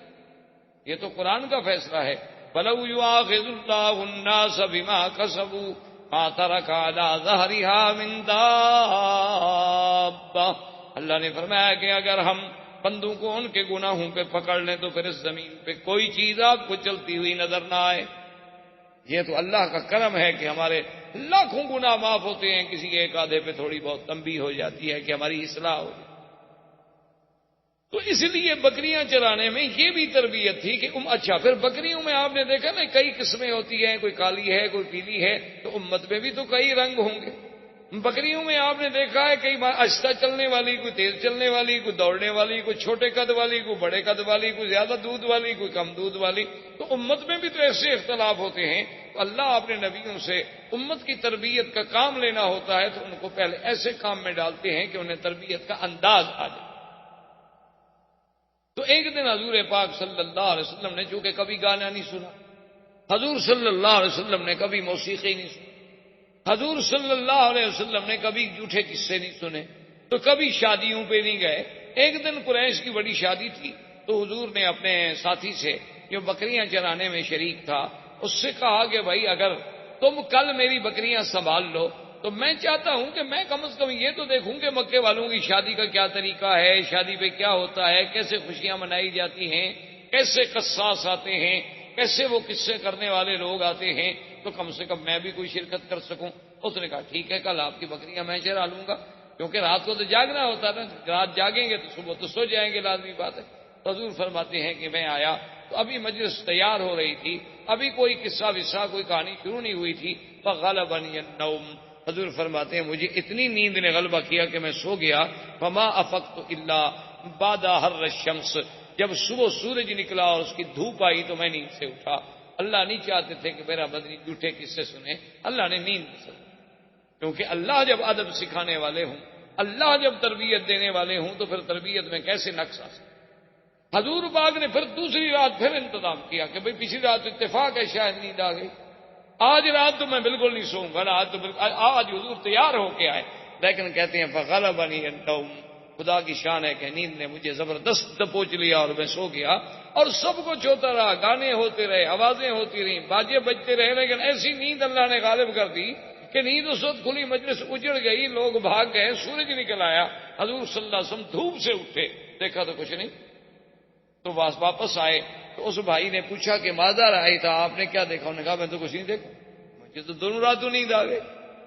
اصل میں اشارہ اس طرف تھا کہ محمد عربی صلی اللہ علیہ وسلم جس چیز کو تیرے دین میں ہم نے حرام کرنا ہے اس کو تیرے قانون میں ہم کیسے جانیں؟ اللہ تبارک و تعالی اپنے نبی کی تربیت کا ابتدا سے ہی انتظام کیا۔ ابو طالب نے اب ارادہ کیا کہ میں تجارت کا سفر کروں، چونکہ مکے والوں کے سفر ہوتے تھے تجارت۔ صلی اللہ علیہ وسلم کو جب پتہ چلا تو آتا ہے فأخذ بثوب امہ، حضور نے آ کر بھی اپنے چاچا کا کپڑا پکڑ لیا، جیسے کہتے ہیں نا جیسے بچہ ضد کرے تو ماں باپ کے قمیص کو پکڑ لیتا ہے کہ میں نہیں چھوڑوں گا جی، بس میں نہیں چھوڑوں گا، کیونکہ اس بیچارے کو کہاں جگہ ملے پناہ کی۔ تو حضور صلی اللہ علیہ وسلم اخذ بثوب امہ، اپنے چاچے کے کپڑے کو پکڑ لیا کہ کہنے لگے کہ مجھے بھی آپ ساتھ لے جائیں. انہوں نے کہا اب سفر ہے، شام تک جانا ہے، اتنا طویل سفر ہے اونٹوں کا، میں تو آپ کی وجہ سے آپ کو نہیں لے جا رہا کہ آپ کو تکلیف ہوگی. انہوں نے کہا میں نہیں چاہتا کہ آپ اکیلے جائیں، میں ضرور جاؤں. فرض ابو طالب بھی راضی ہو گئے، کہا چلے. جب ابو طالب آپ کو قافلے میں لے کے چلے اور قافلہ تقوم شام یعنی شام کے قریب قریب پہنچا، جہاں سے شام کی ابتدا شروع ہو جاتی ہے یا نشانیاں علامات امارات شروع ہو جاتی ہیں، تو وہاں ایک دیر تھا. دیر کہتے ہیں سومیا، اسے آپ کہہ لیں مندر یا عیسائیوں کا گرجا. یہ سوا میں ہوتے ہیں، آپ نے دیکھے ہیں ہر ملک میں، اب تو ہر جگہ ہے. عیسائیوں کے مثلاً ہندوؤں کے مندر کہلاتے ہیں، عیسائیوں کے کلیسا یا گرجا کہلاتے ہیں. اللہ کی شان ہے. ویسے اردو میں نام اس کا بڑا عجیب ہے، گر جا، یعنی آپ اس کو ذرا آرام سے پڑھیں نا، گر جا. ویسے اللہ کی رحمت سے اب گر بھی رہے ہیں، ہزاروں ایسے ہیں جو بک گئے اور اس میں مسلمانوں کے مسجدیں مدرسے قائم ہو گئے. تو گر جانے کا معنی یہ تو نہیں ہوتا کہ حقیقت عبارت گر جائے. جب بدل گئی تو گویا گر گئی، اس کی بات تو ختم ہو گئی. تو بہرحال یہ ایک یعنی لطیفہ ہے کہ بعض آدمیوں کا نام ایسے ہوتا ہے نا جی، جیسے وہ ہمارے خواجہ صاحب تھے نا، وہ فوت ہو گئے، خواجہ محمد تو زندہ ہیں، اللہ کرے زندہ ہوں، جماعت اسلامی کے خواجہ تو فیض بہت پرانے ان کے لیڈر ہیں. تو وہ ہمارے ایک ساتھی تھے. تو وہ جب ان کی بات ہوتی نا تو الیکشن میں ان کا مقابلہ، آپس میں ایک دوسرے کے مقابلے میں کھڑے ہو، تو وہ کہتے نا کہ خواجہ تو فیل، یعنی تو فیل جلدی سے کہیں تو پھر تو فیل بنے گا نا، اگر ایسا کہیں تو فیل، تمہارے تو نام میں فیل ہے، تم نے کیا جیتنا ہے، تو فیل. تو اس لیے بعض چیزیں ایسی ہوتی ہیں کہ جن کی ادائیگی میں حروف سے ترجمے بگڑ جاتے ہیں اور معنی بدل جاتے ہیں. بار صورت تو وہ جناب جب دیر میں پہنچے تو وہاں ایک راہب تھا، اور وہ کبھی اس دیر سے اس سومیا سے اس کلیسا سے باہر. اب یہ پہلی دفعہ تھی ابو طالب کے دور میں، جب یہ سفر پہ گئے تو ان کی زندگی میں یہ پہلا واقعہ تھا. یعنی اس سے پہلے کبھی ایسا نہیں ہوا کہ وہ راہب جو ہے وہ باہر نکلا ہو. لیکن وہ راہب باہر بھی آیا، اور آنے کے بعد اس نے یہ بھی کیا کہ اعلان کیا کہ بھئی تمام مکے کا جو قافلہ ہے ان سب کو میری طرف سے دعوت. ابو طالب حیران کہ بھی یہ تو راہب کبھی باہر نہیں آیا اور آج ہمیں دعوتیں ہو رہی ہیں، بات کیا ہے. اور راہب نے اپنے سب چھوٹے چھوٹے جو اس کے تھے نا نیچے کام کرنے والے چھوٹے چھوٹے راہب، تو ان کو کہا کہ بھئی اعلیٰ سے اعلیٰ کھانے کا انتظام کرو، اور اتنا کھانے کا انتظام کرو کہ پورے قافلے کو کھلاؤ، اور ہر آنے جانے والے کو، گزرنے والے کو، بستی والوں کو سب کو کھلاؤ، اور کسی چیز کی کمی نہیں ہونی چاہیے. اور خود کھڑے ہو کے نگرانی کرو. کھانے کا انتظام ہو گیا بڑی لمبی تفصیل میں. اب جناب جب کھانے کا وقت آ گیا تو راہب ایک ایک کو غور سے دیکھ رہا ہے، اور اس کے بعد اس نے پوچھا ابو طالب سے کہ حل ترک تم احدن، کسی کو چھوڑ کے آئے ہو، کوئی بندہ رہ تو نہیں گیا.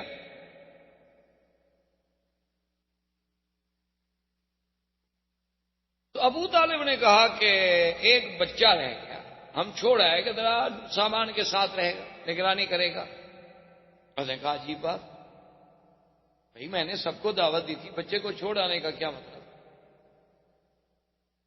تو ابو طالب نے کہا کہ کوئی ایسی بات نہیں، وہ ہمارا اپنا بچہ ہے، ہم اس کے لیے کھانا لے جائیں گے. اس نے کہا ابو طالب کیا بات کر رہے ہو، جس کے لیے میں نے دعوت دی ہے اسی کو تو تم چھوڑ آئے. تم لوگ تو ہمیشہ یہاں سے گزرتے رہتے ہو، پہلے بھی میں نے کبھی تمہیں دعوت دی ہے.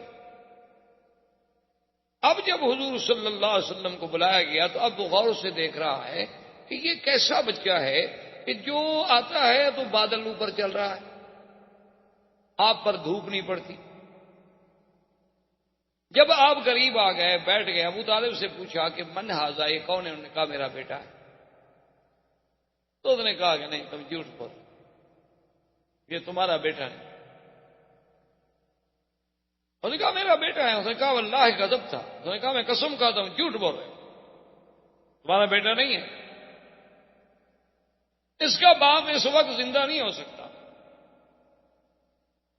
اس نے کہا بات یہ ہے کہ انہو ابن اخی، میرے بھائی کا جو بیٹا ہے تو وہ میرا ہی بیٹا ہوا. نے کہا نہیں میں سیدھی بات کروں کہ اس کا باپ مر گیا. اس نے کہا ہاں اس کا باپ مر گیا. اس نے کہا ہاں پھر ٹھیک.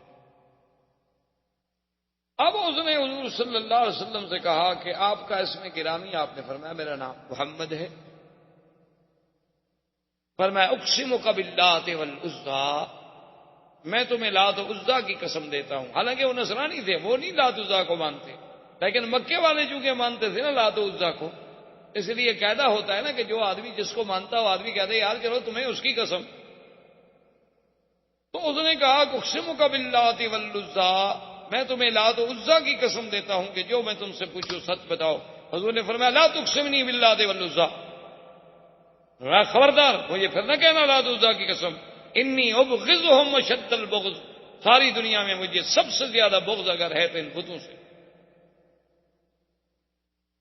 اب ابو طالب بھی حیران ہے اور راہب بھی حیران ہے کہ اتنے جوش سے، اور ابھی تو حضور صلی اللہ علیہ وسلم کی ابتدائی عمر مبارک. تو اس نے کہا کہ اچھا محمد صلی اللہ علیہ وسلم ناراض، انی اقسمک باللہ، میں تمہیں اللہ کی قسم. آپ نے فرمایا فسا، اگر تم اللہ کی قسم دیتے تو پوچھو کیا پوچھو.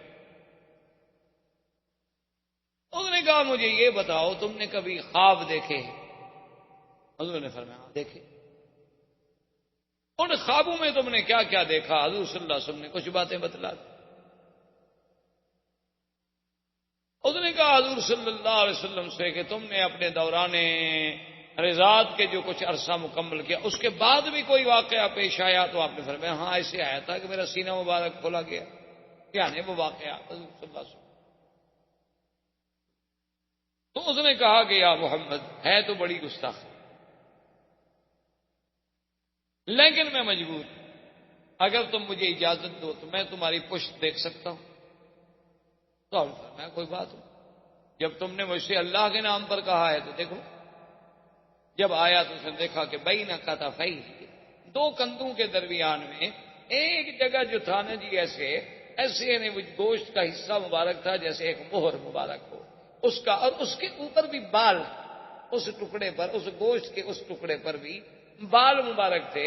بلکہ حدیث میں ایسی آتا ہے کہ عرف الدیک، حدیث مبارک میں یہ لفظ بھی موجود ہیں کہ ان بالوں کی ترتیب بھی ایسی تھی جیسے مرغے کے اوپر آپ نے دیکھا ہے نا جی گوشت کے اوپر جو بال کھڑے ہوتے ہیں بڑے ترتیب میں، اسی طرح وہ بال مبارک تھے. اور ادھر ادھر اس کے خال تھے، یہ سیاہ تل جسے آپ کہتے ہیں، اس کے ارد گرد تل تھے. جب اس نے دیکھا فقبل یدیہ ورجلہ، وہ تو حضور کے پاؤں پہ گر گئے. اس نے ہاتھ چومے، پاؤں چوما. اس نے کہا ھذا نبی ھذہ الامہ. اس نے کہا ابی طالب ایک بات سنو، ان کو شام مت لے جاؤ. اگر تم ان کو شام لے گئے وہاں یہود ہیں اور یہود ان کو پہچان لیں گے اور یہود ان کو قتل کر دیں گے. ان کو فوراً مکے واپس بھیج دو. یہ نبی ھذہ الامہ، اس امت کا نبی پیدا ہو گیا، تم تو بڑی شان والے آدمی.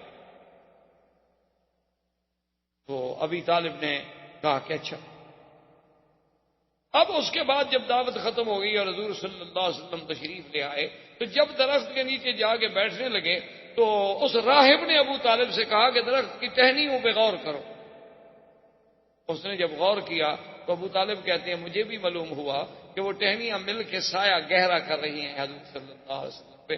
جو علیحدہ علیحدہ کھڑی تھی وہ جلدی جلدی جڑ گئیں، مل گئیں تاکہ حضور صلی اللہ علیہ وسلم پر سایہ مبارک جو ہے وہ ٹھیک ہو جائے. اور اس نے کہا کہ ابو طالب یہ وہ درخت ہے ما جلس تحتہ بعد عیسیٰ، حضرت عیسیٰ کے بعد اس کے نیچے کوئی نہیں بیٹھا. اور عیسیٰ علیہ السلام نے کہا تھا کہ لا یجلس تحتہ الا نبی، اس کے نیچے کوئی نہیں بیٹھے گا مگر ایک نبی آئے جو آ کے بیٹھے گا. یہ وہ درخت ہے، خدا کے لیے انہیں جلدی مکے بھیج. ابو طالب راضی ہو گئے، انہوں نے حضور صلی اللہ علیہ وسلم کو جلدی سے مکے میں، لیکن اپنا سفر جو ہے وہ برقرار رکھا کہ بھی آخر میں اتنا سفر کر کے آ چکا ہوں، شام کے قریب پہنچ چکا ہوں اور اتنی اسباب ہم لے کے آئے ہیں تو ان کو بغیر بیچے ہوئے بغیر کچھ کیے ہوئے ہم کیسے چھوڑ کے چلے جائیں. تو وہ تو چلا گیا ہے شام ابو طالب، لیکن حضور صلی اللہ علیہ وسلم واپس تشریف لے آئے مکے میں. مکے میں آنے کے بعد پھر حضور صلی اللہ علیہ وسلم ابو طالب کی کفالت میں رہے. پھر اس کے علاوہ کئی مبشرات آتے رہے. اسی اسنا میں آہستہ آہستہ اب ابو طالب کی بھی موت آ گئی. حضور کی ابو طالب ابھی زندہ تھے اور حضور کی عمر اس وقت تقریباً 25 سال کی ہو گئی کہ بی بی خدیجۃ الکبریٰ رضی اللہ تعالی عنہا جو مکے کی ایک سب سے بڑی شریف نسب سے اور بہت بڑی خاندان کی عورت تھی، اور بڑی تاجر اور مالدار عورت تھی، حتیٰ کہ تاریخ یہ کہتی ہے کہ تمام قریش کا اگر سرمایہ اکٹھا کیا جائے تو بی بی خدیجہ کا اکیلا ان سے زیادہ۔ اب چونکہ بی بی خدیجہ ایک خاتون تھی، وہ خود تو سفر نہیں کرتی تھی، وہ لوگوں کو اپنا مال دے کے کبھی تو تنخواہ پہ ملازم رکھ کے بھیج دیتی، کبھی ان سے حصہ مقرر کر لیتی، کبھی ان سے کچھ نسبت طے کر لیتی، مال دیتی۔ انہیں جب پتہ چلا کہ یہاں ایک ذات پاک ہیں جن کا نام محمد ہے اور شہرہ ہے محمد ابن عبداللہ کا، آپ کی صداقت کا، آپ کی شرافت کا، آپ کی سیرت کا، آپ کے کردار کا، تو انہوں نے پیغام بھیجا کہ حضور آپ میرے مال سے کیوں تجارت نہیں کرتے؟ حضور صلی اللہ علیہ وسلم راضی ہو گئے۔ تو بی بی خدیجہ نے اپنا ایک غلام تھا میسرہ، ان کا ایک عبد تھا، خریدا ہوا غلام تھا، وہ بھی حضور کے ساتھ بھیجا اور میسرہ کو بھی مال دیا، حضور پاک کو بھی مال دیا، اور میسرہ کی ذمہ داری لگائی کہ تم نے حفاظت بھی کرنی ہے اور ساتھ بھی رہنا۔ اب حضور صلی اللہ علیہ وسلم مال لے کے شام کی طرف چل پڑے۔ میسرہ کہتا ہے کہ واللہ ہے، خدا کی قسم ہے، میں نے ایسا خلق تو کبھی نہیں دیکھا تھا قریش۔ وہ تو ہم غلاموں کو غلام سمجھتے تھے کہ دور بیٹھو کام کرو، لیکن محمد مصطفیٰ کھانا میرے ساتھ کھا رہے ہیں، پانی میرے ساتھ پی رہے ہیں، اور مجھ سے ایسی باتیں کر رہے ہیں جیسے میں بالکل آپ کا کوئی ایک عزیز ہوں۔ اتنی کرم، اتنی محبت، اتنا۔ اور پھر حضور شام آئے، مال بیچا، پھر مال بیچنے کے بعد میسرہ سے کہا کہ بھی پیسے لے کے جو ہم واپس جائیں کیوں جائیں، یہاں سے مال خرید لو، وہ مکے میں بیچ دیں گے۔ تو وہ مال خرید کر کے مکے میں لے آئے اور مکے میں آ کے وہ مال بیچا۔ اب سب پارٹیاں جو تھیں ان نے تو ایک دفعہ نفع کمایا، حضور نے 2 دفعہ نفع کمایا، یعنی جب تجارت دی گئی تو اس میں بھی آپ سب سے آگے نکل گئے، کوئی مکے کا تاجر بھی مقابلہ نہ کر سکا۔ بی بی خدیجہ کو جب پتہ چلا کہ ایک آدمی نے کبھی تجارت نہیں کی اور وہ اتنی جلدی کیسے اس مقام پہ پہنچ گیا کہ سب تجارت کے تجربہ کار جو تھے وہ پیچھے رہ گئے، اس نے میسرہ کو بلایا، اس نے کہا میسرہ یہ کیسے؟ اس نے کہا بی بی کیا پوچھتی ہیں، یہ تو کوئی شان والا آدمی ہے، راستے میں ہم گئے تو راہب نے یہ کہا، میں نے تو ان کو کبھی نہیں دیکھا کہ دھوپ میں جائیں اور اوپر بادل سایہ نہ کرے، میں نے تو کبھی نہیں دیکھا کہ اگر 20 آدمی بیٹھے ہیں، حضور ایسی جگہ بیٹھے ہیں جہاں درخت کا سایہ نہیں، سایہ اسی طرف چلا جاتا ہے جس طرف یہ بیٹھے ہوں، میں نے تو یہ دیکھا اور میں نے یہ دیکھا اور میں نے یہ دیکھا۔ بی بی خدیجہ تو حیران ہو۔ اب بی بی خدیجہ کے دل میں ایک تڑپ پیدا ہوئی کہ کہیں ایسا کیوں نہ ہو جائے کہ میں شادی کر لوں۔ حالانکہ اب ورنہ بی بی خدیجہ کو شادی کرنے کا کوئی ایسا خواہش نہیں تھی، بڑے بڑے سرداروں نے کہا تھا، بی بی نہیں مانی، لیکن اب ان کے دل میں ایک تمنا پیدا ہو۔ اسی لیے علماء نے لکھا ہے کہ مرد تو بڑے دانا اللہ پیدا کرتے ہیں، بہت دانا پیدا ہوتے ہیں اور ہوتے رہیں گے انشاءاللہ، لیکن عورتوں میں بہت قلیل دانا پیدا ہوئے۔ انہوں نے کہا ایک ان میں خدیجہ تھی اور جس نے حضور صلی اللہ علیہ وسلم کو پہچان لیا، اور ایک ان میں بی بی تھی حضرت شعیب کی بیٹی کہ جس نے موسیٰ علیہ السلام کو دیکھ کے پہچان لیا۔ انہوں نے کہا اللہ نے ان لڑکیوں کو ایسی ذکاوت دی تھی، ایسا فہم دیا تھا، ایسا مقام دیا تھا کہ اس نے بھی موسیٰ علیہ السلام کو دیکھا تو وہ تاڑ گئی کہ یہ نبی ہے، یہ کوئی عام بندہ نہیں، اور بی بی خدیجہ بھی پہچان گئی۔ تو ایسے تاریخ میں لوگ جو ہیں بہت کم پیدا ہوئے، جیسے بی بی آسیہ تھی، جیسے بی بی مریم تھی، جیسے اخت موسیٰ علیہ السلام تھی۔ تو یہ اس قسم کی ذہین عورتیں بھی تاریخ میں بہت کم پیدا ہوئی، ان میں ایک سیدہ خدیجہ رضی اللہ تعالی عنہ۔ تو بی بی خدیجہ رضی اللہ تعالی عنہ نے ایک عورت تھی، اس کا نام تھا نفیسہ، اس کو بھیجا کہ بھائی تم جا کر ایسے حالات پیدا کرو کہ اللہ کے نبی محمد مصطفیٰ میرے ساتھ شادی کر لیں۔ جیسے لوگ ہوتے ہیں نا جی، یہ عورتیں جاتی ہیں شادی کرانے کے لیے پیغام لے کے جاتی ہیں، وہ نفیسہ اس قسم کی عورتوں میں سے تھی۔ تو وہ آئی حضور صلی اللہ علیہ وسلم کی خدمت میں اور آ کر اس نے عرض کیا کہ یا محمد هل ترغب فی الزواج، کیا تم شادی کرنا نہیں چاہتے؟ جوان آدمی ہو ماشاءاللہ، اتنا اللہ نے تمہیں صحت دی ہے، قوت دی ہے، شادی کیوں نہیں کرتے آپ؟ آپ نے فرمایا کہ نفیسہ شادی تو میں کرنا چاہتا ہوں، لیکن سوال یہ ہے کہ کس چیز سے شادی کروں؟ میرے پاس تو کوئی پیسہ نہیں، دولت نہیں، اور بغیر دولت کے پیسے کی شادی کیسے ہو؟ شادی کے لیے تو آخر پیسہ چاہیے، خرچ چاہیے، گھر چاہیے، میرے پاس تو کچھ نہیں۔ میں تو خود ابو طالب کی کفالت میں ہوں، چاچے کی کفالت میں ہوں، اور اگر میں کچھ کماتا ہوں تو اپنے چاچے کی مدد کر دیتا ہوں۔ اس نے کہا کہ حل ترغب فی المال والجمال والنسب، انہوں نے کہا کہ محمد مصطفیٰ صلی اللہ علیہ وسلم، کیا آپ چاہتے ہیں کہ میں ایک ایسی عورت جس میں جمال بھی ہو، مال بھی ہو اور نسب بھی، تینوں چیزیں جمع ہوں؟ ان کے بعد عورتیں جو ہیں جمال تو بڑا ہوتا ہے، خوبصورتی بڑی ہے، لیکن خاندان اچھا نہیں۔ بعض ایسی لڑکیاں ہوتی ہیں کہ خاندان بہت اچھا ہے لیکن بیچاری خوبصورت نہیں۔ بعض ایسی ہوتی ہیں کہ مال ہی کوئی نہیں، خوبصورت بھی ہے، خاندان بھی اچھا ہے، لیکن کوئی مال نہیں، کوئی آدمی شادی کرنا نہیں چاہتا۔ نے کہا کہ جب تین صفتیں جمع ہو جائیں تو حل ترغب، تو آپ نے فرمایا کہ ہاں پھر کس کی رغبت نہیں ہوگی؟ میری بھی رغبت ہے اگر کوئی ایسی عورت ہو۔ من آدھی، کون ایسی عورت ہے جس میں یہ تینوں صفتیں ہیں؟ تو نے کہا محمد رسول اللہ، میں آپ سے چھپانا نہیں چاہتی، یہ خدیجہ، وہ خدیجہ۔ نے کہا کیا کہتی ہے نفیسہ؟ آئینہ خدیجہ، خدیجہ کہاں ہم سے شادی کرے؟ اس کو تو بڑے بڑے صنادید نے، بڑے بڑے رؤسائے قریش نے شادی کے پیغام بھیجے ہیں، اس نے سب کا رد کر دیا ہے۔ تو اب وہ ایک یتیم سے، میرا باپ فوت ہو گئے، میری ماں فوت ہو گئی، میرا دادا فوت ہو گیا، میں خود ابھی طالب کی کفالت میں ہوں، تو خدیجہ میرے ساتھ شادی کیسے کرے گی؟ تو اس نے کہا کہ حضور اگر آپ اس بات کو اپنی ذات تک محدود رکھیں تو مجھے تو خود خدیجہ نے ہی بھیجا ہے۔ تو آپ نے فرمایا کہ اچھا پھر میں راضی ہوں۔ تو جب نفیسہ نے آگے خدیجہ کو پیغام دیا نا حضور کی رضا کا، تو بی بی خدیجہ کہتی ہیں میرے لیے اس سے بڑا خوشی کا دن کوئی نہیں تھا، کیونکہ پہلے میں حالات تو سن چکی اور میں ساری علامات سے کسی نتیجے پر تو پہنچ چکی تھی کہ یہ کوئی نرالی شان والا بیٹا بچہ ہے، جوان ہے۔ تو بی بی خدیجہ راضی ہوئی۔ حضور صلی اللہ علیہ وسلم ابو طالب اپنے چچا اور سیدنا حمزہ رضی اللہ تعالی عنہ کو لے کر تشریف لے آئے بی بی خدیجہ کے پاس۔ تو بی بی خدیجہ نے ورقہ ابن نوفل، عمرو بن اسد بن عزا جو اس کے قریبی رشتے دار تھے ان کو بلایا، تو حضور صلی اللہ علیہ وسلم کا نکاح ہوا اور خطبہ پڑھا ابی طالب۔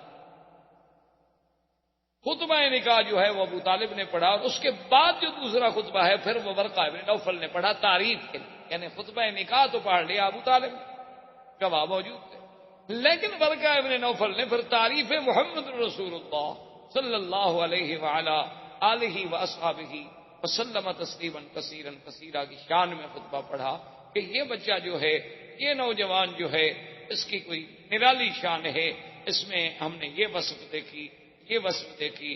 اور اس نے کہا خدیجہ میری رائے میں، میری تحقیق میں اس وقت دنیا کی سب سے زیادہ خوش قسمت اگر کوئی خاتون ہے تو تم ہو کہ آج تمہاری قسمت میں محمد رسول اللہ ہے صلی اللہ علیہ وسلم۔ اس وقت حضور کی عمر مبارک 25 سال تھی اور بی بی خدیجہ کی عمر 40، اور آپ سے پہلے وہ 2 شوہروں سے شادی کر چکے۔ اللہ کی شان ہے کہ حضور صلی اللہ علیہ وسلم کو جو اللہ نے اولاد دی ہے تقریباً ماں سوائے ایک بچے کے سب جو ہیں وہ بی بی خدیجہ سے۔ حضور صلی اللہ علیہ وسلم کے بیٹے جو بی بی خدیجہ سے پیدا ہوئے عبداللہ، پہلا بچہ جو پیدا اس کا نام تھا القاسم، دوسرا بیٹا جو پیدا ہوا اس کا نام تھا عبداللہ۔ بعض لوگوں کو بڑی غلطی لگتی ہے، وہ کہتے ہیں حضور کے بیٹوں کا نام شاید طیب بھی تھا اور طاہر بھی تھا، یہ طیب طاہر آپ کے بیٹوں کا نام نہیں تھا۔ احباب کرام، اس کے بعد اب آپ اس مبارک سلسلے کی CD نمبر 4 سماعت فرمائیں۔